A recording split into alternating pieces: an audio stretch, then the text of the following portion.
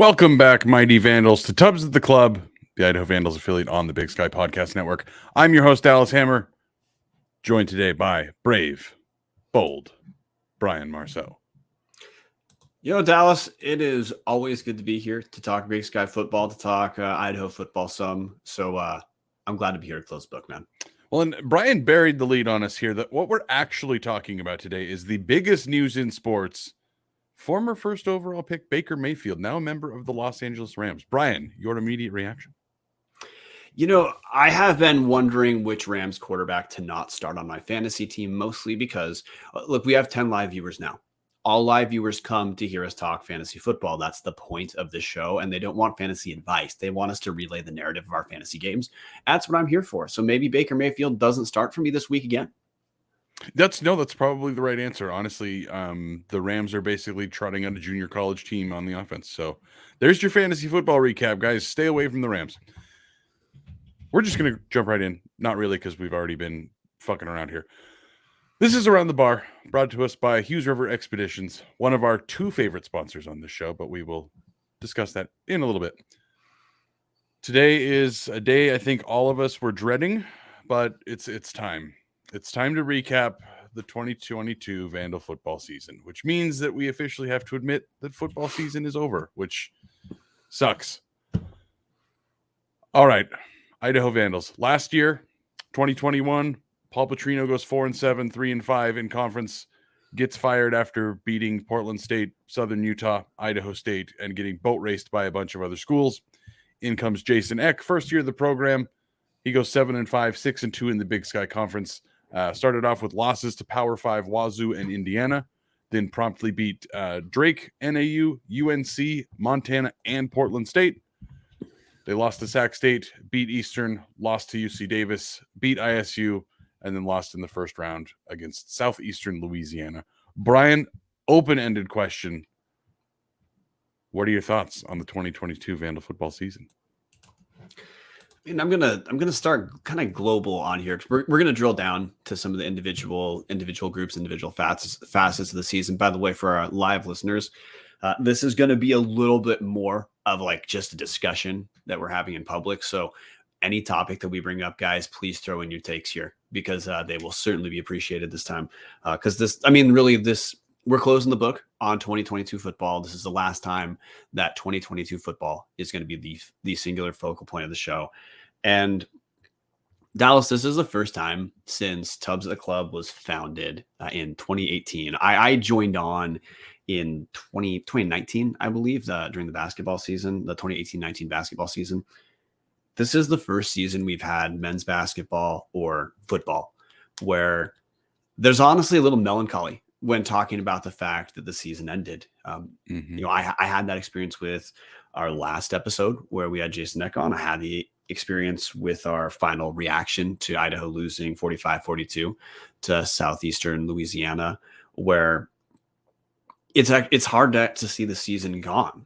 There's been so much frustration in Vandal football and basketball for quite a while that, one of the stories that I have is sitting down at a bar in Missoula after the Idaho beats Montana, talking with some of the Montana journalists that we've become friendly with through the show and bringing up, I forgot that there are some people who they unironically watch their team and they just have fun. And the team doesn't have to go 11-0 for that to be the experience.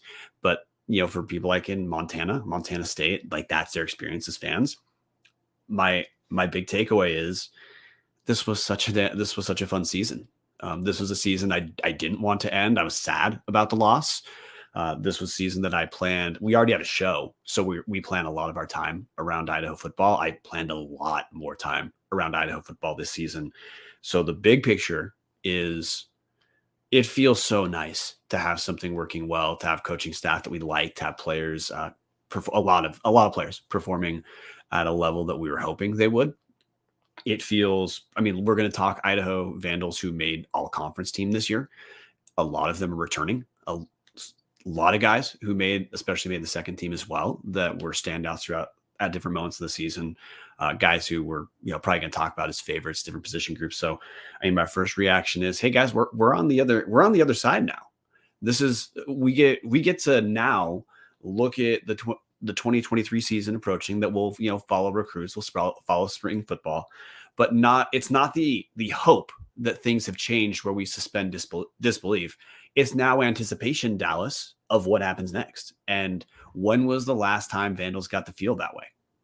I mean, obviously there's 99, 2009, and 2016. And outside of that, there's not a... Hey, let me ask you, though. Sorry, not trying to filibuster, but like you referenced 2016. Did you feel that way at the end of 2016? I feel way better this year than at the end of 2016. Yes, what I was going to mention that 2016 they didn't beat any teams with a winning record. They did not have like a defining Montana like victory like we did this year. I think a lot of people are going to remember that Montana victory for decades. Getting the Little Brown Stein back and in the way they did it. Obviously, Brian, you were there. You're pointing for anybody that's not listening live. This team is going to go up along the best in Vandal history. Again, you talk 98, 2009, and 2016 is the best teams in Vandal modern history, realistically, if you call it from the turn of the century or the 2 years they're tacked on at the end. This team is right up there with them, and I'm going to probably remember them better and more fondly just because of how much fun it was. This is sad, Brian. This is legitimately like crushing me a little bit just thinking about I'm looking at the all conference list and all the guys and we're gonna make sure to call out every single guy here because hats off to all those guys that made all conference teams. But it is sad to realize this is over. We hope that next year is going to just be a carryover of this and year 2 of the EC era and 3 and 4 and 5 and beyond, that we get into that. I would love to be in that. Hey, if the team doesn't go 11-0, you're frustrated and disappointed and you think things went wrong. I would love to be in that spot. I would love to be in the spot Montana is. They win a playoff game and still half of their fan base thinks that they need to fire their head coach to save their program. I would love that level of success. We're obviously not there. Just trying to really soak it in here. That guys, this was one of the best seasons we've seen in a very long time. We hope that there's more to come. But you also got to appreciate this while it's here. And it still stinks that they lost in the first round when we thought maybe they could even get all the way to the third. But it is what it is. To bring this back on track, let's go over the all-conference teams real quick, Brian. First team all-conference, pretty straightforward. Hayden Hatton and Jermaine Jackson, I would argue, the two most important players on the team last year. This year, I guess, technically. Jermaine Jackson made it actually twice as a punt returner and receiver. Second team, Anthony Woods at the running back position, Giuliano Falanico, defensive end, outside linebacker Paul Mawala, inside linebacker for Favai, cornerback Marcus Harris, and kicker Ricardo Chavez. The third team, quarterback Giovanni McCoy, center Logan Floyd, defensive back Tommy McCormick, special teamer Sean McCormick, and then honorable mentions offensive lineman Bo St. John and Aiden Knappik. I'm sorry, I have no idea how that's pronounced, and I'm terrible. And then also defensive end Leo Tamba. So a whole lot more guys making the all-conference team in year 1 of the EC era than we have seen in quite a few years, Brian. Well, I mean, that hits one of the things I want to talk about is biggest surprises of the season, Dallas. And I want to talk about Giovanni McCoy as far as a surprise this year, because that's not to say that people didn't have faith that McCoy could be a good player. But, if you remember, Dallas, and some of our listeners are going to remember when we covered the spring season, or the spring camp. Sorry about that. We covered the spring camp, culminating in the spring game. Idaho offensively looked like a dumpster fire in the spring game. The Giovanni McCoy had risen to, according to Luke Schleisner on our show, just slightly above CJ Jordan. But now, not Luke Schleisner's words. That was more a battle of attrition, as in the defense was defensively, Idaho was looking great. Offensively, there was a lot of ground to make up. And that was a reasonable place for us to be with, new coach, new scheme coming, that defense picks up a little bit faster than the offense. But look, Giovanni McCoy wasn't announced as a starter until before the WSU game. Week of the WSU game is when we were told he was going to be starting, but that was not formally announced. He just came out there as the starting quarterback against WSU. And relative to a guy who took that long to truly separate as the starter, McCoy's third team all conference. McCoy was a guy who, in a down year for Big Sky quarterbacks overall, as in, like, hey, Montana had, dog shit at their quarterback. Jake Dunaway, who made third team All Big Sky. Absolute bullshit. Jake Dunaway should not have made third team All Big Sky. Giovanni McCoy was good. And as a redshirt freshman, phase one, he didn't really turn the ball over much. And that's one of the first expectations of a starting freshman quarterback is, hey, they might look good, but they're probably going to turn the ball over a few times. Wasn't the case. Jason Eck and co. did a good job of keeping McCoy out of third and long, did a good job of also, calling the type of pass plays, calling the type of game where McCoy was in position to succeed. But to McCoy's credit, the dude looked at times like the best quarterback in the conference. He finished third team All Big Sky, probably the best deep ball thrower in the conference for sure. Doesn't mean he's the best quarterback, but that's one of the things Idaho needed. I don't know if there's a better quarterback in the conference for what Idaho needed this year. And Giovanni McCoy, look, I mean, Eck was on our show last week too, saying, look, he's a starter next season. That's it. Jerry Rice Award finalist, right, Dallas? Yeah, and honestly, he might be the favorite. If you go poking around the FCS national media, now again, a lot of those guys are inch deep, mile wide, but there are major outlets picking Giovanni to win this award. Like this is a big time award, guys. If you look, the Jerry Rice Award's only been around for about 10 years. Deion Sanders' kid won it last year. He's going to end up being the starting quarterback at Colorado next year. Before that, Cam Ward won it, who's now obviously starting for the Cougs. Trey Lance, the year before that, he's in the NFL. Josh Davis, unfortunately, at Weber, never fully manifested into the player we thought he'd be. Injuries kind of sapped him a little bit. But then, you've got guys like Cooper Kupp, Chase Edmonds, like Case Cookus has played some pro football. Like, the Jerry Rice Award is a big deal, and we're talking about a Vandal potentially winning this. Yeah, and then also, McCoy was also the freshman of the year in the Big Sky too. That's also not something that's mentioned. We haven't, at least I don't think we just mentioned it. Maybe we have. It's a late night, guys. These late night shows, sometimes our brains go a little crazy. But no, McCoy, man, 68% of his passes, 2,700 yards, 27 touchdowns, three touchdowns on the ground as well. I wish he would have been able to be healthy at the end of the season. I still think he got beat up at the end, obviously missed the final game of the season, and then came back and played the playoffs. And I thought he looked pretty hampered by the injury. It was tough. For me, I look at it and think he had such an incredible season. How far would this team have gone had he been healthy? And it's too bad that he did get hurt. And part of that is, hey, the offensive line. We know that there was work to be done there, and we'll talk about that later in the show. But all in all, what a hell of a year from Vonnie McCoy. Yeah, the next guy I got to talk about offensively, you touched about Hayden Hatton already, but I mean, dude sets the school record for touchdowns. And this just has to be understood, which Vandal fans know this. Like you reference the national media for the voting is, inch deep, mile wide, as far as understanding what's happening at a given school. Hayden Hatton took 3 or 4 games to really take off the season. New scheme. He didn't appear to be the number one target early on. It seemed like it took Therese Trainer for sure being gone, and early Jermaine Jackson was the go-to target for Giovanni McCoy. Also, a little asterisk there is Idaho. Look, Idaho ran 471 times on the season, passed 343 times on the season. So obviously the team was run first, but early the play calling was a little more conservative, gave Hayden Hatton fewer options. But man, the dude go over 1,000 receiving yards a season, 16 touchdowns. By the end of the season, I mean, Montana kind of felt like the coming out party, or the week before was coming out party for Hayden Hatton. He's just clearly the best receiver in not just the Big Sky, but the FCS. It's bullshit that he wasn't a Walter Payton finalist. It's preposterous because statistically he should have been anyway, being the best receiver in probably the best conference, what we believe is the best football conference this season. And Brian, you alluded to it that it took a while to get going. Over or under 4.5 games for him to catch his first touchdown this year? I'm going to go under, and that under is 4.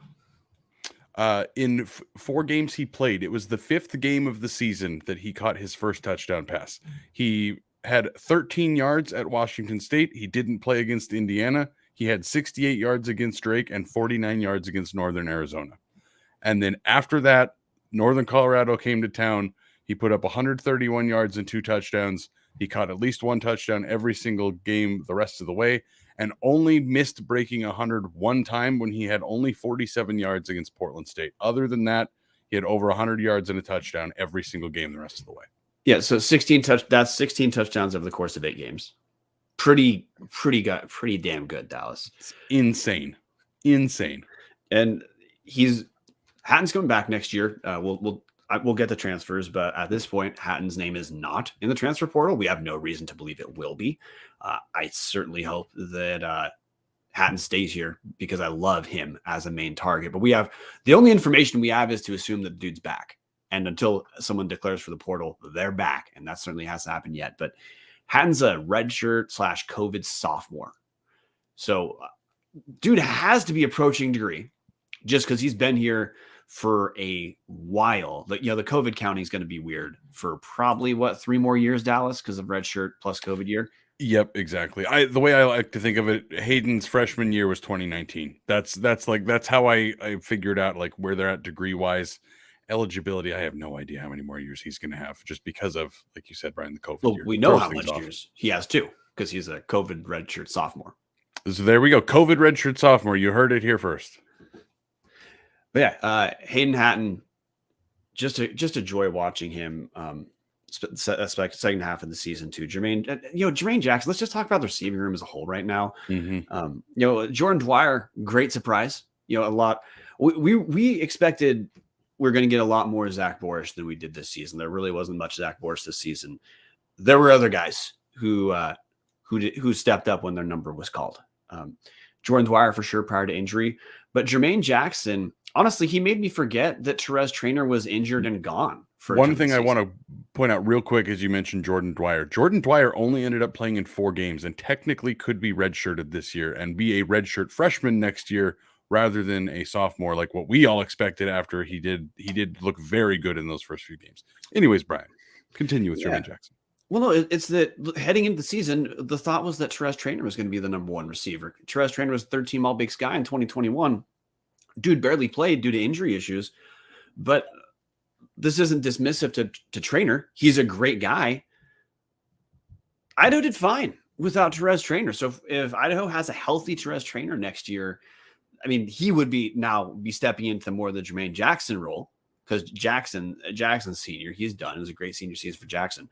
But the way Jackson stepped up, and also just after the shitty story Jackson had of comes here, blows his knee in the COVID year, has to miss essentially all of the 2021 season. Then 2022, after all that time, he kicks ass right out the gate. He's the number 1 target right out the gate in the way that we just never got to see him potentially fitting in prior to injury.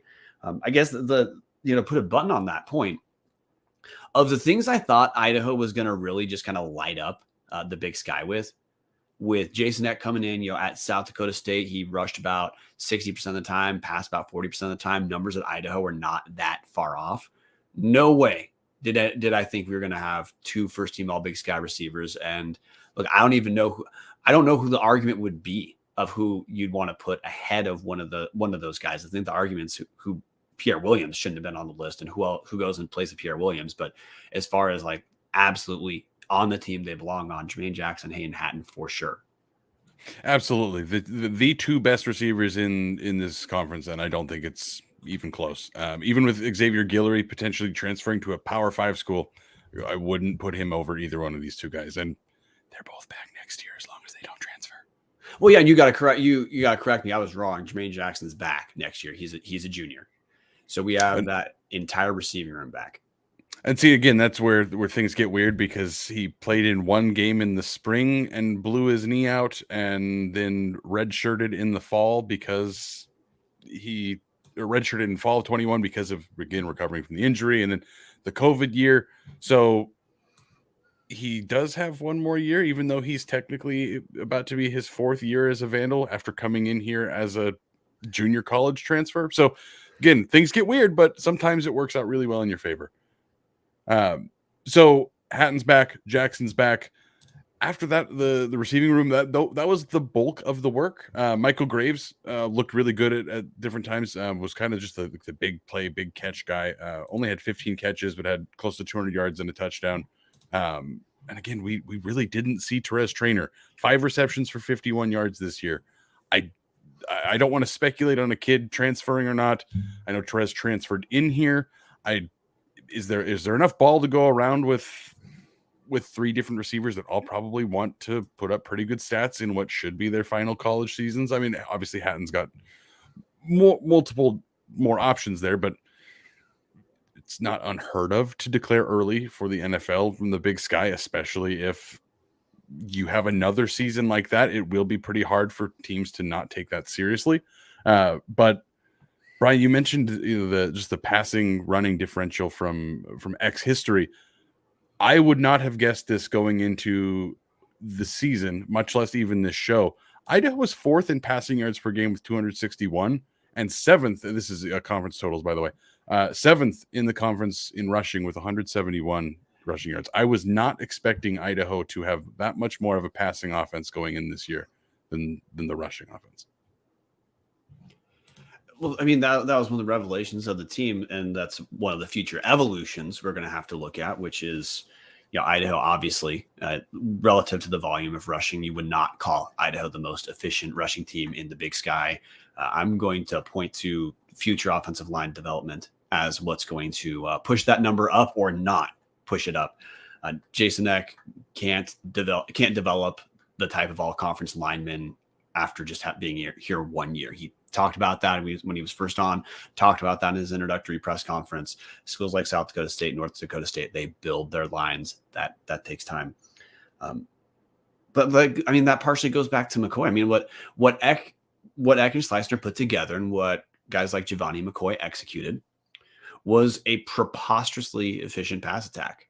That in the spring, did anyone think that passing a pass efficiency like Idaho had this year is on the table? No, absolutely not. That's going to be one of the questions we have heading into next year is there room for growth? Not trying to step on that part, but pretty damn hard to do better right now statistically than what McCoy did, what the team did. I guess the way you do better is you allow for additional repetitions and see if the efficiency can stay where it is. That is the evolutionary step if the team's going to be better in that direction. Well, and I want to cut you off real quick. I apologize. Something I didn't even think about mentioning here is you're talking about the passing efficiency and potentially improving that next year. Therese Trainer back. Alex Moore got hurt in the first game. We thought Alex Moore was going to be a stud. We thought he was going to take over the tight end position from Connor Whitney. It sounded like all throughout camp and spring, he was this new weapon that was going to be used, and then he got hurt week 1, and we didn't see him again.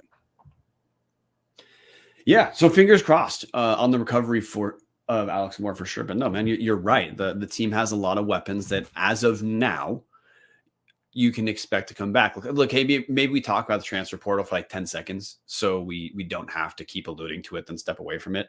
Idaho has a handful of guys in the portal right now. But none of the guys in the portal were big contributors this year, which is not a put down to the players because a lot of the guys just didn't play a ton. But as far as accrued stats, accrued production, right now, Idaho has not really lost much. The biggest names for Idaho in the portal are Zach Borisch and CJ Jordan. And hey, we miss both those guys. We're happy for their times as Vandals. We certainly CJ had injury issues that kind of didn't let him get momentum when, during like the COVID year, during his second freshman year. Zach Borisch was moved around 500 rooms throughout his college career. His career, the narrative of the Zach Borisch career is actually quite interesting at Idaho. He led the team in rushing in 2021. Someone's going to get a good athlete who, there's ways the dude can contribute, but just narrowly talking about yards accrued, scores accrued, Idaho's not really losing much. And, Idaho did both the Noyles are in the portal. Those are the guys who played the most out of any of the guys in the transfer portal. The Noyle brothers are the ones that played the most. Warrior, I don't believe he ever started at corner. Maybe he did a couple games, but played in 11 to 12 games at corner. Michael played 3 games in the defense as well. He's been back and forth between the receiver room and the DB room, but those are the guys on the list right now that we know of that are the guys that played the most. No offense to the Noyles, but they weren't the Marcus Harris, Tommy McCormick, on the marquee of the Vandal players that had the best stats and the accolades this season. Yeah, Noyle, when he played it in the game against Southeastern Louisiana, was certainly a guy who SLU targeted. So look, we appreciate Times Vandals, but Idaho's not losing any starters to finish up the list. Of the people declared right now, we've got Brett Tomasini, linebacker, Caleb Menzel, O-line, already talked about CJ Jordan, Jabari Farms, linebacker, Kevin Eldridge, offensive line. There were 2 transfers from Snow College who were with Idaho for a couple weeks during the season. There's Owen Famo and then Tuiumi Iono. Iono was number 99. He was that huge D lineman Idaho saw for a few games. And look, he might be, in terms of accrued play, the biggest loss for Idaho, but Idaho's already been playing without Iomo because he left the team during the season. Then the very first transfer out of Idaho during the spring was Tyler Webb, who he's at Kilgore College, junior college in Texas, California, whatever. And then Zach Borisch, as I said earlier, that's the people Idaho has in the portal right now. We know every single year that teams are going to lose guys. And the thing I just had to bring this up talking portal. I'm not saying Jason Eck did this with any of the guys that we just ran through that transferred from Idaho, but when media figures and people look at the vast number of people who enter the transfer portal and get shocked and react about hey, what's going on? This is crazy. So many people are leaving. The overwhelming majority of players who hit the transfer portal do so because they're directly told you don't have a future playing on this team or you're going to lose your scholarship. So if you want to get a scholarship elsewhere, you should enter the portal. Or if you would like to play the sport as a collegiate athlete, you should enter the portal. That's how most guys who have virtually no stats enter the portal. So I'm not saying that Idaho did that with any individual guys here because we don't have knowledge to say that, but that's typically what happens when you see a guy who hasn't seen much action enter the portal. They don't think they're necessarily going to get greener pastures. They're guys who are told you're not going to play, or they feel like they can read the writing on the wall and want to play elsewhere. And I also want to point out, Jason Mayer commented on this. As we mentioned, CJ Jordan and Zach Borisch, 2 of the bigger names that people know about. Both of those guys left with degrees. I think both of the Noyles got degrees. I think most of the guys in the portal did end up with a degree, or I think maybe Menzel, Tomasini weren't here quite long enough, but the guys that were here long enough got degrees and are Vandals forever. So really, we thank them for their time. We hope they all find landing places that they go and succeed at. I know CJ Jordan has already posted that he's been offered by UNI to play quarterback over there. I haven't seen anything else on the other guys. We'll keep you guys updated as much as we can through our Discord, through Twitter. But also you can just you can search their name. You should be able to find them and find out where they've gone if you're curious. But so Brian, we're a half hour in and we've talked quarterbacks and receivers. I want to quickly touch on the offensive line and the running back rooms just to kind of cover most of the offense. There's also the tight end room. Realistically, the name there to talk is Connor Whitney. So we're going to make this one very quick. Connor Whitney, completely the safety valve in this offense, 30 receptions, 242 yards and a touchdown. Seemed to be open when absolutely required. And then after that, Jack Schuster and Dalton Cash each had 2 receptions. Alex Moore, like we said, injured. There's the tight end room. Did you have anything you wanted to elaborate on there? No, I mean, you hit it. Connor Whitney's he's got that West Valley connection. Yeah, he's another guy who just seems like he's been there forever. It was kind of nice early in the season. Whitney got a lot more action, and then last couple of games of the season, he started getting his number called a bit more. But no, not a ton to add. You appreciate the contribution. Really stoked to see how Alex Moore does next year. There's also some transfers who were on paper are guys who seem like recruits from last season who on paper you'd expect, hey, in the next year or so we might see their name. Guys like Chance Bogan. He was a decommit from University of Washington. He was thought of as a potentially big get. We'll of course see, because when recruits sign, it's always exciting whenever recruit signs, but we often with new recruits don't really hear much from them for the next couple of years. That's all I got. So let's So let's quickly hit the linemen again. We kind of talked about it a little bit that look, this is going to take time to get the offensive line to where it needs to be. And that's not a slight on any of the current guys there.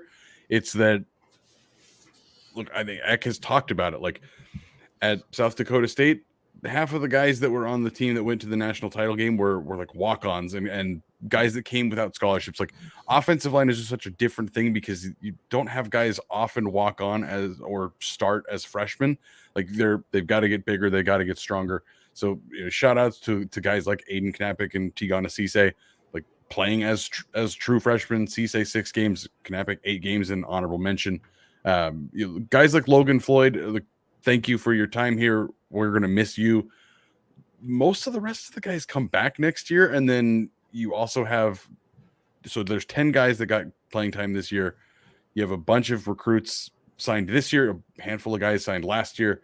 It feels like Eck is putting his focus on bringing in as many linemen as possible. As obviously you can see 2 linemen that didn't play this year. Both Menzel and Eldridge did not get any playing time, both of them transferring out. You'd assume that's because there's guys transferring in or recruited in that are going to end up kind of stuffing that room in a couple years. I would think 2 years from now, we're probably talking about Idaho putting guys on the first and second team all Big Sky lists, maybe not just Logan Floyd getting the, and I mean, absolutely deserving. Logan Floyd is fantastic, but getting the like, hey, your senior year, you made it to 3rd team all Big Sky.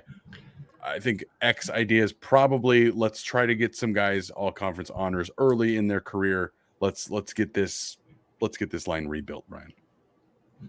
Yeah, want to talk about the running back room. This isn't to just hit through all the position groups because we'll do next year when we'll do our preview positions, but I talked about, I framed this as surprises earlier in the year. I got to say, Anthony Woods, true freshman running back, makes 2nd team all Big Sky. Man, was that dude a revelation, and you just knew it, Dallas, from the very first time you saw the dude carry the ball against Washington State. I know, look, I saw it. I went to one of the spring scrimmages. Anthony Woods broke a gigantic touchdown run as part of one of the 2nd team players. And I just know my immediate reaction was, holy shit, that guy's fast and he's big. He looks like he's, Rashawn Johnson, but faster. Dude makes 2nd team all Big Sky, absolutely deserved it. We're going to see what his evolution as a player is, both within the offense, maybe potentially becoming a pass catcher to some extent. Because of how running back touches were split, that did limit his stats a little bit, but still made 2nd team all Big Sky honors. He's the name that stands out for sure. So look, the other running backs who contributed, 3-headed monster of Eli Cummings and Rashawn Johnson. I think it's pretty clear the most talented is Anthony Woods. I think it's pretty clear the guy who has 1st team all Big Sky potential is Anthony Woods. It's great for Idaho to have the guys to kind of spread the wealth, but man, is he the guy I'm stoked to see the development over the next couple of years, especially heading into next year. We get the spring game now coming this year. We don't have to do the potential talk of like, hey, Rashawn Johnson looks good in the spring game. We just know how the guys contributed on a good team. We get to take that as a given and understand, 1, they might not get as many reps because it's spring, but 2, use that more as a gauge to see how the new defensive guys handle a good running back, a developing offensive line. But Eck rushed 471 times, like I said, rushed much more time, over 130 more times than Idaho passed. That's not easy. Idaho's definitely not the best running team in the league. It was not close. Idaho doesn't run as well as Montana State, UC Davis, or Sacramento State. Those are not in order. Your top 3 rushing teams, the Big Sky. But you see some pieces about how maybe that could develop next year that is going to be taken care of through strength training and recruits for sure. But I guess, for a team, Dallas, that ran more than they passed. That was a clear focus of this season on a line that was developing. That group acquitted itself pretty well. They did. So it was really weird because we talked about it in the preseason and our picks. I think you had picked Rashawn Johnson as team MVP.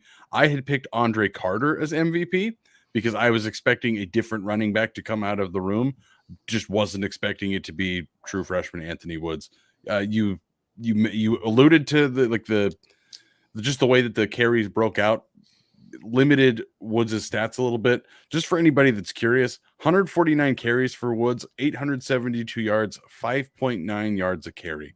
That is absolutely all league, all FCS level talent right there. He only had 3 touchdowns. Eli Cummings had 6, 4 on the ground, 2 in the air, because Cummings kind of served a little bit as that pass catching back. He was actually 5th on the team in receiving yards this year. And then Roschon ended up becoming kind of the short yardage punch it in guy. Roschon ended up with 12 touchdowns.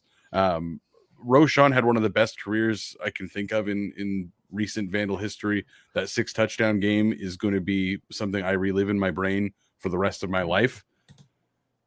But it was really shocking to see Anthony Woods come out there and look just that much on a completely different plane than Roschon. And we thought Roschon was an all Big Sky level kind of guy who could have made an all Big Sky team if he had all the carries that Woods got, and if the offense kind of funneled through him like Ulonzo Gilliam at UC Davis. And then we saw Woods come in as a true freshman and look absolutely unworldly. I'm very excited, Brian, to see what surprises we have next year, because I don't think any of us could have ever picked that Anthony Woods was going to be second team all Big Sky as a true freshman. No, well, he's a true freshman, so why would you pick a guy in the Big Sky as a true freshman? I guess I want to hit some defensive stuff real quick, because one of the things I do want to talk about, Dallas, is look, Idaho football this year. It was absolutely fun, like we talked about. It was a kick-ass season. I do think we need to talk about Idaho not through the Idaho podcast lens, but through the entire Big Sky Conference lens, because that is a separate discussion. But, defensive side of the ball, look, the narrative of the defense this season was a little bit, it was honestly flipped relative to offense, whereas offense started out a little bit slower and then, progressed to the point that Idaho scores 42 in its final loss of the season. Defensively, Idaho start out the gate just kicking ass. The defense is why Idaho kept it close against Washington State, unequivocally. That was why that game was competitive. A defensive score and pretty damn good performance. Idaho carried that into the first half against Indiana. Kind of fell apart in the third quarter, but whatever, things happen.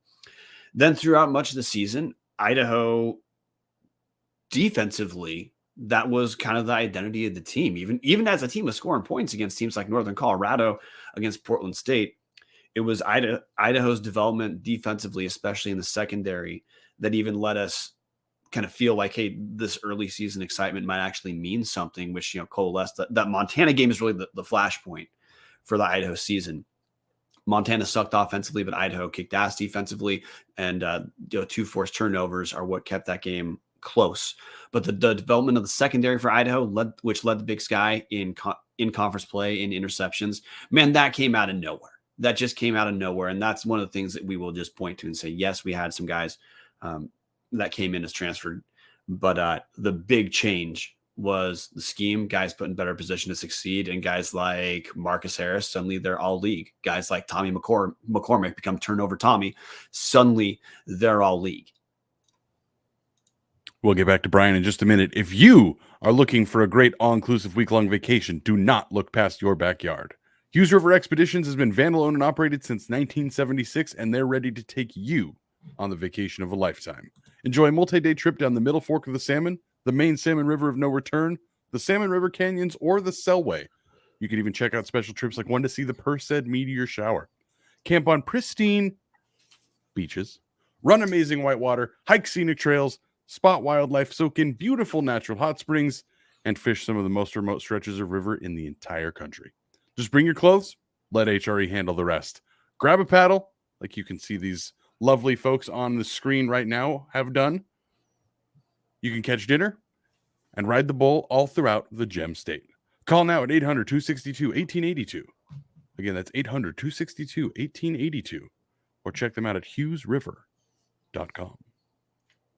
Brian, the secondary was a revelation. Honestly, Marcus Harris, that guy's a dude. I was not expecting, I knew somebody was going to explode in the secondary. I knew somebody had to break free of the Mike Bresky cushion of death and show that, yeah, there's talent out there. It was just the coaches didn't know what to do with them. Tom Kendall calling out Coach Franks. Again, Stanley Franks, one of the greatest Vandals of all time, doing a very good job coaching up those DBs. Marcus Harris, second team, all Big Sky, 53 tackles, 2 picks, 12 passes broken up. Like, the guy was obviously like the best corner out there on the field. No shot at Warrior Noyle or Jeremiah Salam or Monty Arnold or any of the guys that played across from him. But it was obvious the game plan for most teams was Marcus Harris is on that side of the field. We're going to throw it over to this side of the field. And that's, I think, a part of where Tommy McCormick was able to capitalize. And again, he had 4 picks, forced a fumble, recovered a fumble, really took over that turnover Tommy moniker. It helped in the fact that you shut down a third to a half of the field. They're not going to throw at Marcus Harris. Complete 180 from what we'd seen in the Vandal defense the 4 years before that. Yeah, no, 100% correct. We also front seven, linebacker, D line. Obviously, linebackers, Favai, Palmuala, both second team All Big Sky, pretty damn instrumental. Idaho, relative to on the defensive line, Idaho's a little bit physically smaller than the Vandals have been for the last couple of years. Still, that group punched a bit above. I mean, they kind of punched a bit above their weight class. The Big Sky, that was Idaho fielded the number 2 rush defense in the Big Sky, the number 3 pass defense in the Big Sky. Throw an asterisk there because Idaho did get to dodge Montana State. And look, some stats matter, but there are also certainly moments in the season where you can see where the next development, if Idaho is going to go from being pretty good to very good in the Big Sky, you could see the rush defense, some developmental steps are going to have to take place. But defensively for Idaho as a whole, it was weird for the secondary to feel like the relative strength. I know that the Big Sky stats would say that rush defense was, but I just don't agree with that overall as how I would rank this team. But Idaho, Idaho is clearly, to me, in the category, and I'm going to kind of shift from just talking about the position groups to try to take that, like a broader view of Idaho right now, Dallas. Idaho is clearly good. Or a pretty good football team. I'd say analogous to kind of Eastern Washington at the end of 2021, maybe even with Montana this year in 2022, where Idaho is obviously in the top half of the Big Sky talent-wise. And there is a pretty big gap between teams that are not in the top half of the Big Sky and Idaho. And that Idaho just beat the shit out of the teams that were not in the top half of the conference. But against teams in the top half of the conference, Idaho is certainly not in the top 3 of the conference yet. The big area that you just saw in UC Davis, you just saw against Sac State, and you saw against Southeastern Louisiana, is getting bigger in the trenches, both offense and defense, and in particular defensively. Idaho really did not execute last week of the season the way we kind of anticipated Idaho would, and I think part of that is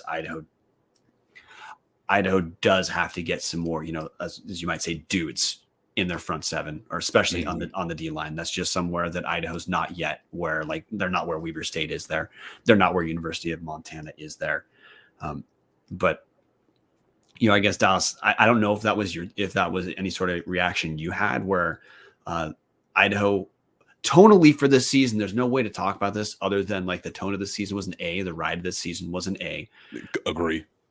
But, if we're talking about Idaho from the perspective of a Montana fan, a Montana State fan, Idaho is not yet a power in the conference. Idaho has also done this once. So I guess, was that your understanding of Idaho, where to me, I'd call Idaho a good team. They're certainly not a great team yet. Yeah, if we're taking the Idaho fandom goggles off and trying to be neutral third-party observers that have no interest in Idaho football, you look at what they did in the Big Sky and you say, yeah, okay, that's probably the 5th best team in the Big Sky. And there is a pretty clear cut between the top of the class and where Idaho is. And unfortunately, where the gap is the hardest place for Idaho to fix. It's the offensive line.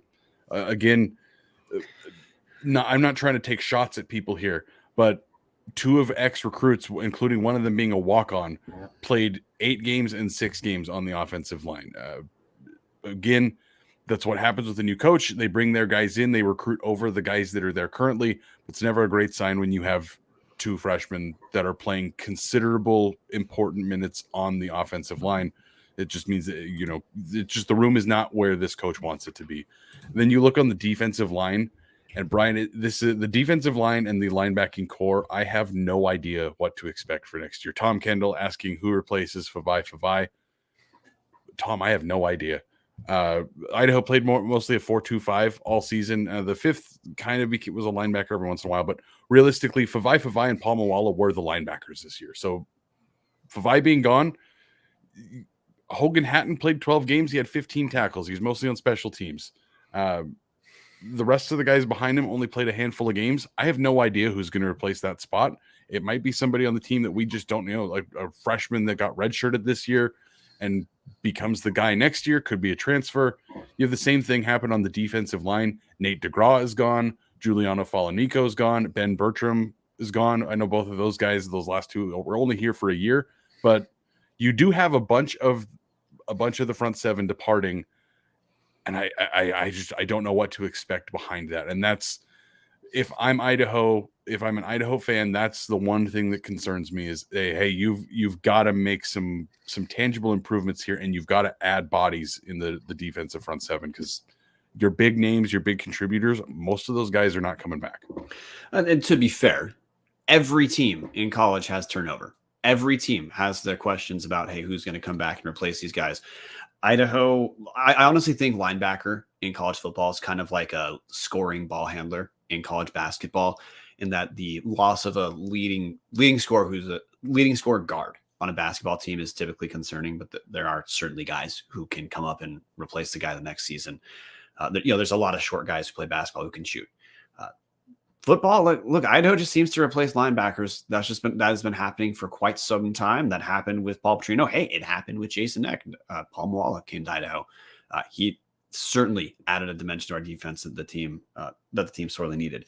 But look, you're talking about questions that are kind of going to guide, where does Idaho go from here? Of course, new recruits, specifically, like you said, departing defensive players and offensive line. One of the things I want to point out too is, look, we talked about Giovanni McCoy. You talked about other Jerry Rice Award winners, and look, you also want to bring up that Leo Tamba is gone from defensive line. That means all four starters from the front six are gone for Idaho. There are Jerry Rice Award winners who don't necessarily develop. One of the beliefs a lot of fans have is that a good freshman year means a great sophomore and junior year. And this isn't just for Giovanni McCoy. Look, we look at RJ Martinez at Northern Arizona for this, which RJ Martinez as a freshman in 2021 throws 14 touchdowns and 2 picks on the season.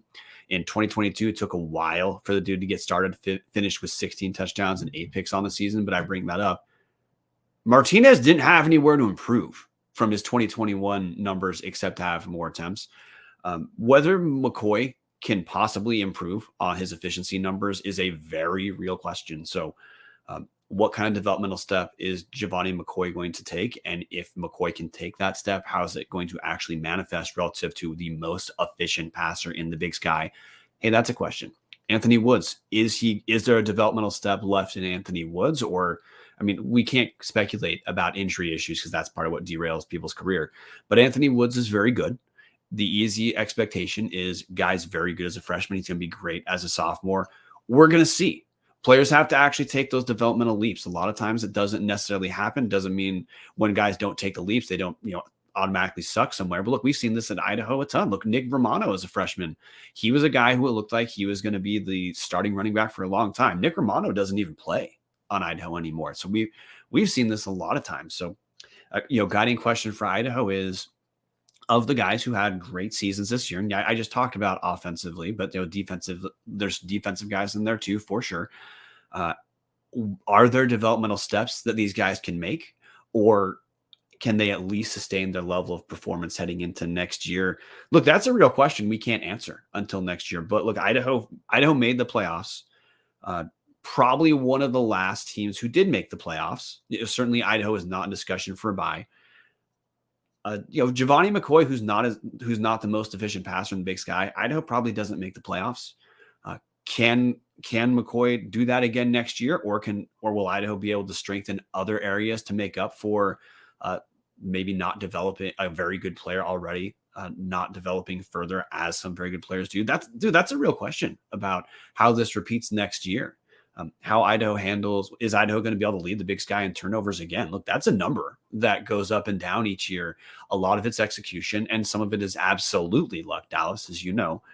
So I guess for me, those are kind of my guiding questions of Idaho was a good team this year, and certainly some things broke Idaho's way, like the schedule too.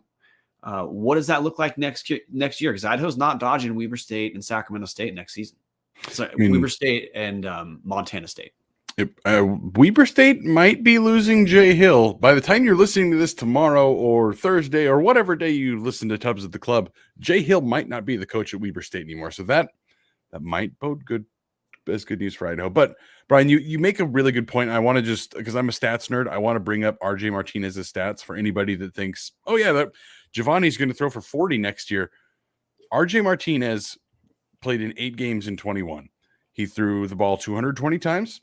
He had 14 touchdowns, 1,700 yards, 2 interceptions, completed 62% of his passes. He doubled his pass attempts last season and went from 14 touchdowns, 2 interceptions to 16 touchdowns, 8 interceptions. He did complete 3% more of his passes, but from what he did was step in and made NAU look like they might have a future here to he's in the transfer portal. He's gotten offers from Southeastern Louisiana was his first offer. He's also been offered from Delaware. So he does have some like playoff teams are offering the kid a spot, but he went from holy shit, NAU might have something here. They might this might be when Chris Ball turns his program around and they challenge the top half of the Big Sky to, oh, that was a 1-year flash in the pan and we're back to being cellar dwellers. I do not think that's going to happen with Giovanni McCoy, but Brian, it is a good way to remind people just because McCoy went 68% of his passes, 2,700 yards, 27 touchdowns, it does not mean that he's going to throw 75% of them this time, get 4,000 yards and 40 touchdowns and win the Walter Payton. I would love to see that, but it doesn't guarantee anything. No, and another factor, not trying to fixate on McCoy whatsoever. Look, we could talk about the Idaho's number 2 overall rush defense in the Big Sky. Pretty clear weakness for Idaho against UC Davis, Sacramento State, and SLU was just not being physical enough, just not being strong enough yet up front. Well, and even the Idaho State game, sorry to interrupt you, but even the Idaho State game, they let Idaho State run for over 150 yards. There was even the rough games, there were times. And when we say that, we're talking from the perspective now of Idaho being very good. I don't think there's a world where Idaho sucks next year, no question. Like there's a new floor for Idaho football, which also means there's a new subtext for how we talk Idaho football. For Idaho to get to the playoffs next year, just look at the schedule today, or look at the schedule Idaho played this year. Know that there's 2 games in the Big Sky that you'd probably call winnable, that Idaho is going to rotate in Weber State and Montana State. Had Idaho played Montana State this year instead of Northern Colorado, Dallas, look, Idaho isn't physical enough yet for the rushing that Montana State has. If you rotate Northern Colorado from Montana State, Idaho's at 6 wins, probably doesn't make the playoffs. Throw in Weber State there as one of the more physical defensive teams. Put that in place of Portland State. I'm not saying Idaho loses for sure to Weber State, but you'd probably call that a toss-up during the 2022 season. Weber State's made the second round of the playoffs. Idaho did not. So there's some schedule breaks Idaho had in 2021, and Idaho needed those schedule breaks to get to 7 wins. Those aren't on the table. So for Idaho to be even good at the level that they are this season, results wise, to get to that 7-win threshold, to be in that Idaho's first round of the playoffs, one of the last few teams in, but whatever, they still make the playoffs. Idaho's going to have no option but to be very good next year, because there's just fewer cupcakes on the schedule. Eck talked about the admins trying to get an FCS game in place of Western Oregon. Fingers crossed that takes place. Until it happens, it has not, which means Idaho, to make the playoffs next year, probably going to have to pick off a shitty Nevada team, but hey, that's FBS. And then Idaho, they're not going to dodge. They don't dodge anyone in the Big Sky next year, except Davis. That's it. But still, there's 2 good teams that rotate in for that one. So for this, if this is the new expectation of Idaho football, being good enough to make playoffs, being good enough to be in that discussion, this Vandal team is going to have to take a developmental step for next year. I mean, Brian, just all sorts of disrespect here for top 5 Portland State. Top 5 Portland State leaves the schedule too, so it gets a whole lot easier without them on the docket. Brian is shaking his head at this stupid joke. So obviously Brian mentioned Nevada was terrible this year. Jay Norvell has a hell of a rebuilding job he's got to do there. They might be better. They might also, that might be one that Idaho truly has to look at as we got to pick this off. I don't want to go through the schedule for everybody here. It's not the time to do that, but looking at the schedule, the easier games this upcoming year are at Eastern Washington, at Cal Poly, at Northern Colorado, and then Idaho State in the Kibbe Dome. It's not a great sign when 3 of the 4 weakest teams, if you go based on how they performed this year, 3 of the 4 weakest teams you have on the road. Next year's schedule is considerably more difficult for Idaho than this year's schedule was. Hopefully, a year 2 of the Eck era, hopefully, again, we're moving up. Things are getting better. The floor, like Brian said, the floor is raised. The ceiling is raised. Again, hopefully Idaho's making strides to being that Montana school that people get pissed off if you don't win every single game. I hope that's where we're headed. But impartial third party here looking at this, like Idaho's got a much tougher road to the playoffs next year than they did last year. Really need that Western Oregon game to change into a FCS game to at least get one more chance at getting that win credit. Well, and credit to Eck and his staff. Look, we're gonna probably call it an episode not too long, Dallas. So we have an ad read we'll hit to, producing in public. A good story for Idaho, though, is look, Jason Eck and co has changed what the expectation is for University of Idaho football. Not every school that hires a new coach, and we're going to go in depth on the Big Sky coaching news next week, so we can go through the individual hires, Dallas. But look, every school gets stoked about a new coach. Not every new coach turns things around. Look, Charlie Ragle bailed on Idaho State, took a dumpster fire, and if anything, made it worse. And now Ragle's gone. Ed McCaffrey fired because he should have been fired. But look, there was a lot of excitement when Ed McCaffrey was hired because of the name. And Northern Colorado, they're better now with they're going to hire Ed Lamb. We'll talk in depth about that next week. So that's a kick-ass hire from Northern Colorado. But that school is going to be as excited for Ed Lamb as they were for Ed McCaffrey. McCaffrey didn't work out. Chris Ball has clearly not worked out. He's in stasis at best. Idaho has one of the best. They have a hire that's at this point closing in on being on par with the hire Weber State made a handful of years ago and getting Jay Hill, who, as Dallas referenced earlier, Jay Hill looks like he's going to become the defensive coordinator for BYU. So Weber's going to look at a new coach. It's a hire. Now, Eck hasn't succeeded at the level of Troy Taylor winning the Big Sky right off the bat. But, Eck is in the discussion of the hires like Troy Taylor, Jeff Choate, Brent Vegan, Bobby Houck returning. Of these guys were program altering hires, and the expectation of the program changed within a year of those guys being on campus. That's a huge deal for Idaho to know that that Idaho hit a home run. Eck produced, and it was clear this was not like bullshit luck. We saw evidence of competence throughout the season, both offensively and defensively. That was a good staff Idaho has. Those guys are coming back. That's a huge break Idaho has because, again, we just talked about it. Roughly half the most recent Big Sky hires have panned out and the other half have not. We feel like we know what side Idaho's on, which matters because in establishing now a new expectation heading into this coming season of Idaho is not a train wreck. Idaho is an ascending program. That changes the kind of steps that need to take place. Well, I took my headset off there for a moment, so I apologize if you'd mentioned this, but Bo Baldwin left Cal Poly. Like that's the biggest thing for me about the Eck hire was that he spoke about Idaho being a bully at this level and spoke about like he's an FCS coach who is here to coach an FCS team. I don't want to get into the FCS FBS debate. We're here in the FCS. I want a coach that is expecting to stay with this school unless a hell of a Hail Mary offer comes in, rather than like Bo Baldwin leaving Cal because he was about to get fired there, goes down and takes over Cal Poly. They make it a couple years, and then he bails for a considerably better job. Don't get me wrong. Pac-12 offensive coordinator is going to get paid a whole lot more, but their head coach there, the new head coach, Coach Dillingham, is going to be the guy running the offense. Bo Baldwin is there just to be the name and help him run some things. It is almost sad to look at the state of the coaching across the Big Sky and see, Bobby Hauck maybe not working out as well as people wanted. Obviously, Raggle didn't work out. McCaffrey didn't work out. Ball didn't work out. You go through and you see a lot of the most recent faces did not work out. I also don't care because Idaho fucking nailed it, guys. They did, but this is maybe the point. You brought this up as now framing Idaho heading into next year. You say that Bobby Hauck maybe not working out at Montana. Well, Montana has had an objectively more successful season than Idaho this season.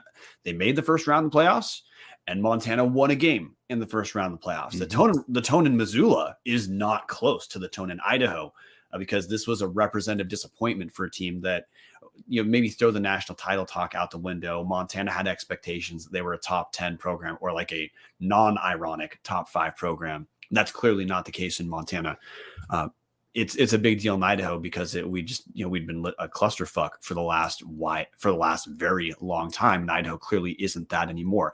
It's a huge representative step up for Idaho, but it also means we're going to be closing in not too long on Idaho fans get to look. You want to accept the wins that you have. I mean, representative wins. You want to not have the threshold of everything has to be a championship or it sucks, because I absolutely hate that moronic way that sports can be discussed of. If you're not winning a championship, you suck. That's not how we talk about it.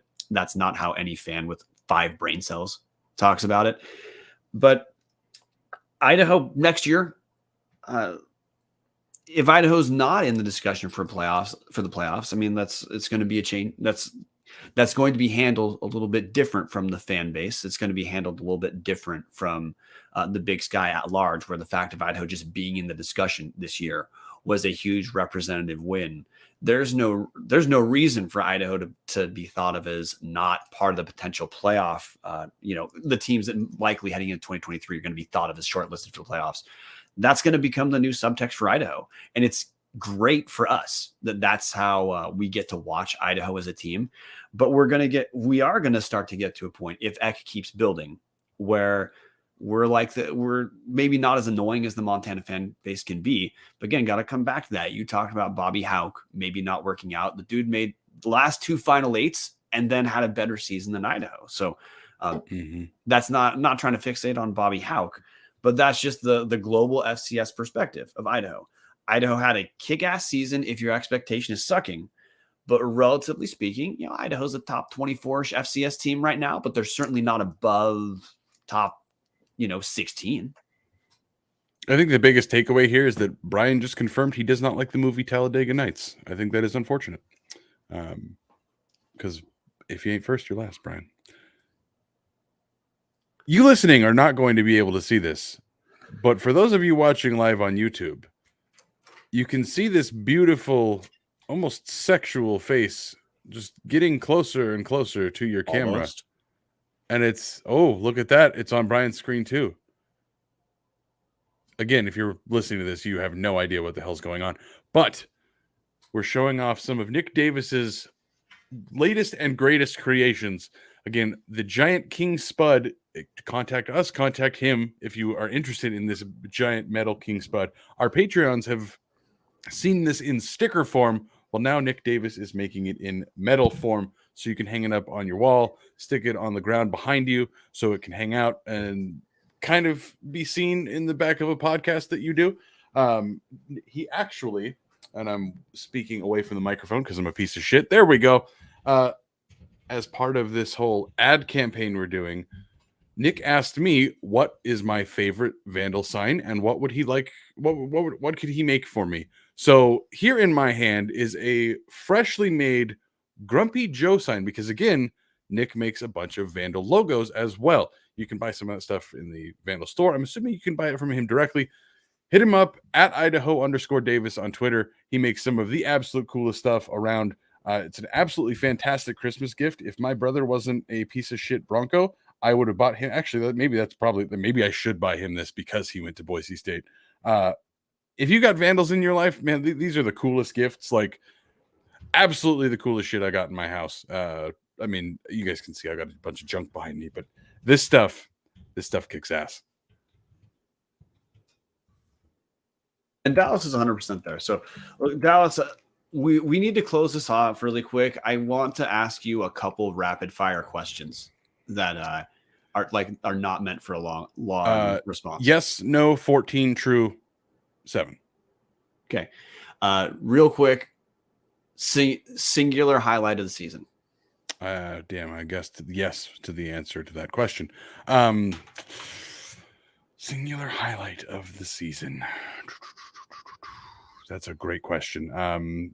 As I kind of alluded to this on the X show, my favorite moment of the season was the Washington State loss, because that was the moment that was like, holy shit, this isn't Petrino's team anymore. I'm going to go with my alternate answer for that. Northern Colorado was my favorite moment of the season. Not Northern Colorado, not Ed's dumpster fire, 87 getting 86th. That was hilarious. But just homecoming itself was the loudest I've seen that dome in a very long time. I know that the attendance was announced short of 11,000. It felt more like 14,000 in there. It was rolling. It was rocking. That was the moment that it was like, oh, like people care about this team again. Obviously, the attendance wasn't great in some of the other games, but to me, Brian, that was the biggest moment of the season for me, was seeing the Kibbe Dome loud again. At the performance level, for me, it was Montana. At the Idaho experience level, for me, it was, Northern Colorado in a different way. It was the in-your-face change in halftime adjustments that Idaho we just had not seen that for a long time. And I don't mean to dismiss the other games in the season. It's just Idaho underperforming in the first half to keep the game close, and then just adjusting and beating the shit out of Northern Colorado in the second half, seeing essentially repeated that Portland State. Those plus the Montana win are really what turned me on the fact, like, hey, we're not stoked about the future of this team. You should be stoked about today. In the comment section, Mark Shovelpiece saying Montana, Steve Kurtz said Montana, Jason Mayer said Hatton throttling Eastern. Those are absolutely on there. Again, we've been talking for an hour and 10 minutes because there's a ton of good moments. Tom Kendall mentioning Montana as well. That's why I didn't bring up Montana. Obviously, that was the biggest win. Obviously, kicking an onside kick right in Bobby Houck's stupid fucking face was incredible. One of the best moments, honestly, of my life, because fuck the Grizz. But I wasn't going to go with Montana because everybody's going with Montana. If you're listening to this now on podcast services around the world or later on YouTube, if you're not here in the live chat, I'm going to guess if Brian asked you what was your moment of the season, it was probably Montana. I do want to shout out, again, Jason Mayer and Tom Kendall mentioning it as well. Hatton breaking records, Hatton throttling Eastern. Like, guys, there's a lot to celebrate here. Brian, you said these were quick fire questions, and I'm sitting here just chatting out of my ass. What else you got? Okay. Single play this year that you would say best encapsulates Idaho football? The onside kick against Bobby Houck. That was absolutely it. That was you know what? Fuck you. We're gonna go for this. We're gonna take this victory rather than the Paul Petrino tried and true. Well, if we show up, at least we showed up and I got paid. Mine is the second pick against Montana. The first of the two times Idaho made a comeback based off of back-to-back interceptions. Steve Kurtz mentioning scoop and score against Wazoo. That was also a great moment. Yeah. Tom Kendall brings up Hayden Hatton breaking the touchdown receptions record, which I know that's for the last question, but I think that fits this discussion too. Mm-hmm. Single change, not talking about the football team itself. I'm talking about as an Idaho Vandal. What was the single best change you experienced this year for Idaho football? Single best change. I mean, does the head coach count? Because that's the number one, and that's the only answer to that question, if that counts. I don't disagree with that point, but experientially, I'd say the home games going from a graveyard to a celebration, which is being out in the parking lot and in the games as the season evolved, it just got better and better and better. Single play or single series of plays that reminded you that though this was a kick-ass ride, Dallas, there was definitely an end coming? Honestly, the UC Davis game. Can I just say the entirety of any time that UC Davis had the ball? Let's go with that. That was the moment that it was like, this team is going to get shit pumped in the playoffs. I mean, not like shit pumped immediately. Obviously, lost a nail biter to Southeastern Louisiana, but that was the moment to me. It's like, while there has been a lot of climb from where Petrino left this team a year ago, there is still a long way to go before you're at that Montana, North Dakota State, like perennially contending year after year level. Got to hit a couple of the best change question answers. Steve Kurtz say more fans in the dome. Jason Mayer says defensive backs. Mark Trillapiece says excitement. Tom Kendall says changed culture. And then Tom Kendall to answer my, hey, when did you see Idaho had the limitations? Tom Kendall says, I tried to tell you guys to worry about UC Davis and Coach Hawkins. God damn right you did, Tom Kendall. So our bad for not following.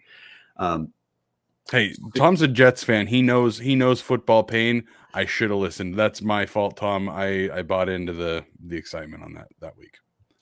Single thing that happened in 2022 that makes you feel most stoked about prospects for 2023. To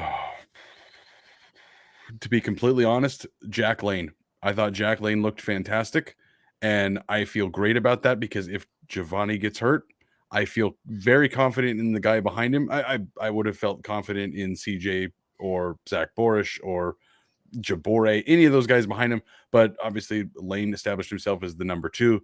That makes me feel really good next year because while, again, McCoy got through almost the entire season healthy, it had been the first time since 2016 that the Vandals had a quarterback play most of the year. It's just been a revolving door of injuries.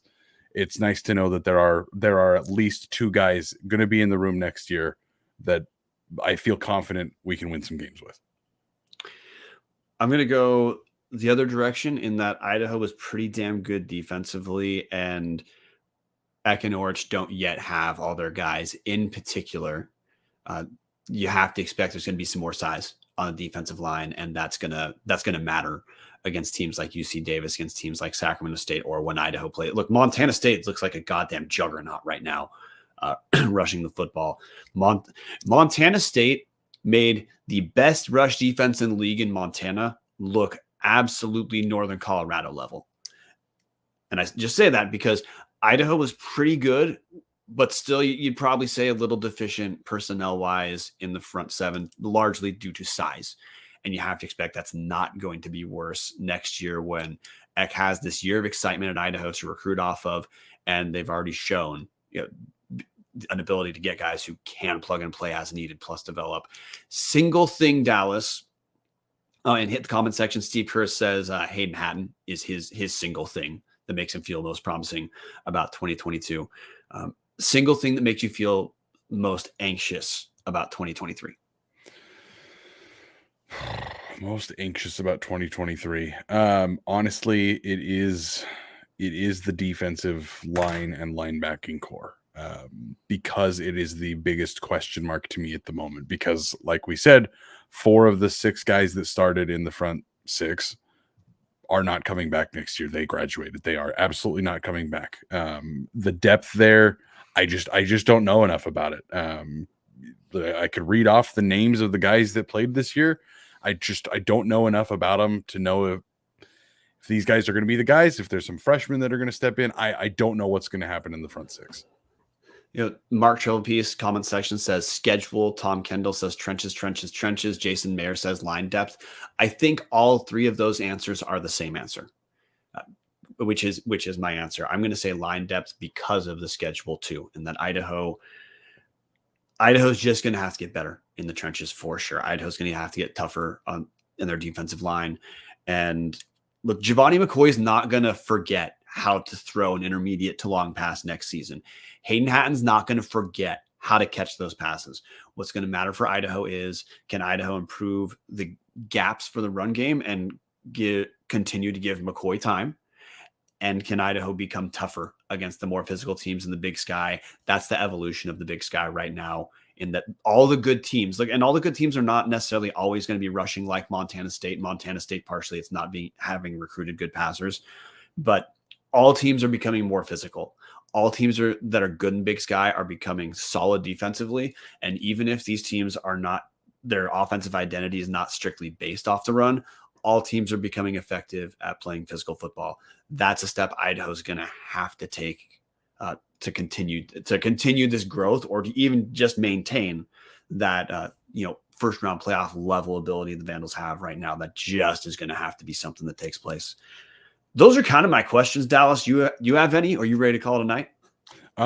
I have a question for you. Would you like to do one final or maybe two final? Depends on how the next couple weeks go, I guess. Would you like to do potentially one final Big Sky pick'em for the season? Let's do it. First up, number 7 Incarnate Word versus number 2 Sacramento State.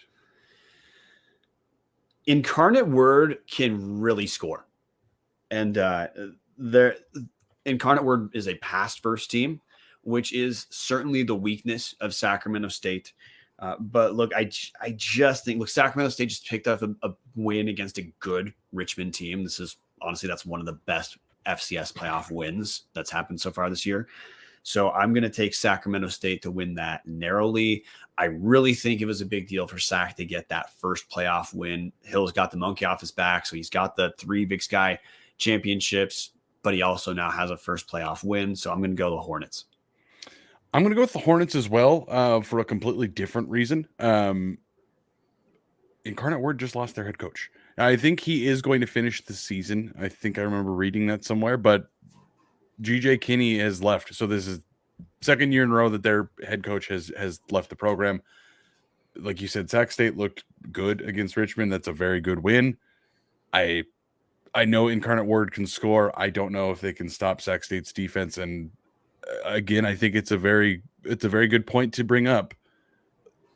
Your head coach has other things on his mind at the moment. As much as he might, if he is still coaching the team, I should have done more research into that. Even if he is 100%, I'm coaching this until we're done. He's got his head elsewhere. Like, you can't not. It's human nature. You're going to be thinking about what's coming for you in the future. Well, as far as the people he leads too, they know he's gone. Like a few years ago, James Madison lost early in the playoffs after it was announced Kurt Signetti was leaving for, I think, one of the Carolina schools, or East Carolina. That's not shocking to have a team that's very good, been consistent throughout the season. You learn that there's going to be personnel change like that, and you referenced it affecting the coach. Correct. It affects the players too.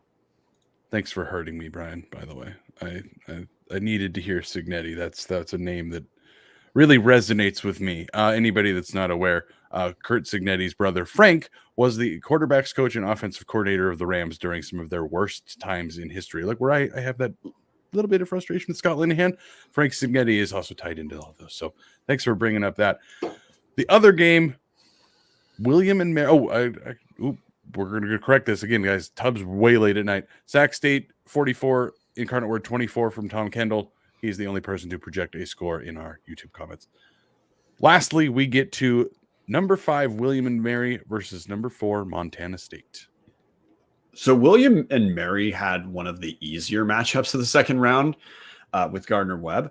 So and Montana shots fired at Cottrell Haywood. No, I didn't say William, and I didn't say Gardner-Webb was bad because of Cottrell Haywood, former Vandal. I'd say it because they're Gardner-Webb. Montana State had one of the if Sacramento State had the best second round win, Montana State had the second best second round win, beating a strong Weber State team. Montana State looks like a juggernaut, man. I really don't think that until Montana State plays either North Dakota State or South Dakota State, I just don't think there's any team physical enough in the field to handle what Montana State does offensively, even though they rush all the damn time. Mm-hmm. It's a fun game to watch. Like, this is not like triple option or something like that. There is certainly misdirection within the offense. They've got two guys who can play quarterback, who can also rush up pretty much as good as anyone that's going to be on the other side. So I don't think anyone's going to touch Montana till the Final Four for sure. So Montana State.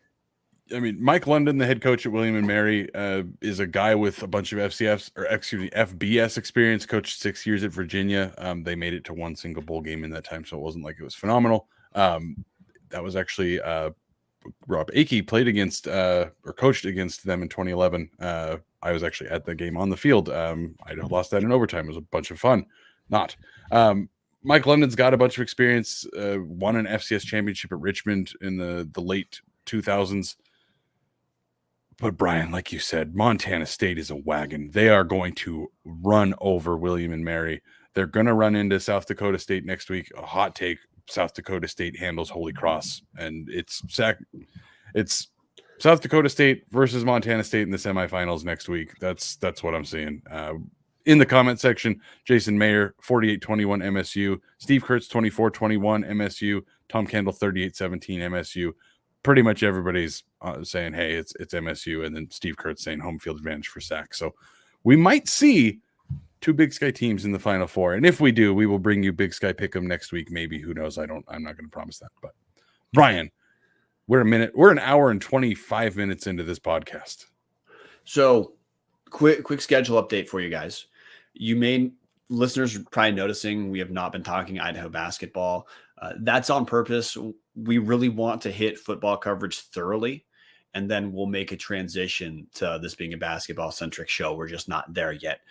Idaho men right now are on a 3-game winning streak, so congrats. As like today, Idaho just beat North Dakota in Moscow 76-66. So, hey, we're not ignoring basketball. We're going to get there. We're just choosing to make it kind of a big shift after the new year. Recording schedule is going to be... I got to give Zach Kloss credit for that 3-game win streak. You know, if you couldn't get better at your job, schedule a bunch of shittier schools so you look like you're doing better at your job. And look, A+ work on that. We're going to have the full basketball discussion after the new year, where we talk about out of conference, what it means, what it doesn't mean. We're just not there yet. Next week, we're going to have a breakdown of the new coaches and the individual coaching hires in the Big Sky. Hey, Paul Wolf has replaced Bill Baldwin at Cal Poly. That's the only thing we did not reference today. We're going to do a longer discussion about what that means relative to all the other, Big Sky schools, Big Sky hires. Maybe there's some Idaho State news. That's the only place where there's just nothing coming out of there. We may have a special guest to talk about some King Spud related news for a brief time as well next week. After that, Martin, the week of the 21st, is going to have his signing day special, which is a show that the producer seducer himself, he's got the wheel for. So we'll be along the ride to support him. But Martin puts a shit ton of time into tracking recruits and knowing what the upcoming class projects to be. That's going to be Martin's thing in a couple weeks. After that, we're going to take a couple weeks off for Christmas, New Year. Listen to all the old episodes. Keep our view counts up, guys, please. But that's the direction we're going to go.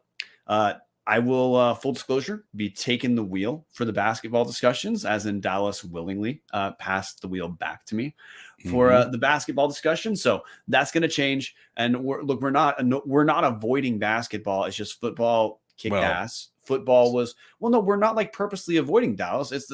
Football is more newsworthy. So we stuck with the stuff that's more newsworthy. We'll enunciate that further. I'm just saying, speak for yourself. You might not be avoiding basketball, but I might be avoiding basketball. Okay. You are correct. As a group, as a show, as an entity, Tubbs at the Club has chosen to prioritize what was newsworthy, which was football season. We'll get to basketball when it becomes newsworthy. So that's the upcoming schedule. We'll see you guys next week for Big Sky coaching talk, like I said, and some King Spud special. We actually have real King Spud news, not just, hey, buy the Nick Davis shit. Until then, guys, thanks for being along for the ride. This has been a kick-ass season. We're going to keep giving you football updates as they come, but we're entering the time of the year where those things are kind of sporadic. So football updates will come to you as they come to us. Until then, man, thanks for joining. Thanks to all the patrons who are helping us keep the lights on. Hashtag OnlyTubs, patreon.com/Tubbs the Club. Until next time, go Vandals.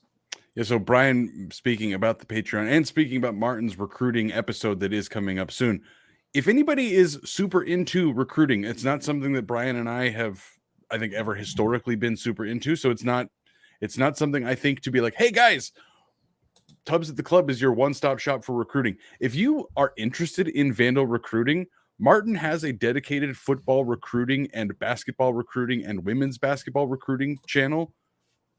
There's a recruiting channel for each of the three major sports. Martin is a Twitter fiend and somehow finds like every single person that gets offered. He's able to guess people before when the coaches tweet something cryptic like "time to wake up," Vandals in Cali. Martin will just tweet out of the blue or post out of the blue, it's going to be this kid. And then sure as shit, 12 hours later, the kid posts committed to Idaho and all his Idaho. I have no idea how he does it. If you're interested in recruiting, you need to be part of our Patreon, patreon.com/Tubs at the Club. Again, thank you for those of you that are there keeping our lights on. If you're interested, again, patreon.com/Tubs at the Club. You can hang out and talk to us. You can hang out and talk to other people that aren't as annoying as us. You can just hang out and talk to a bunch of Vandals. Well, Brian's nodding his head because he's not annoying. I'm the annoying one. I know that. Go Vandals. Go Vandals. This is producer Brian doing a terrible job of even finding what we're going to play us out with. So we're just going to call it good. See you guys Tuesday.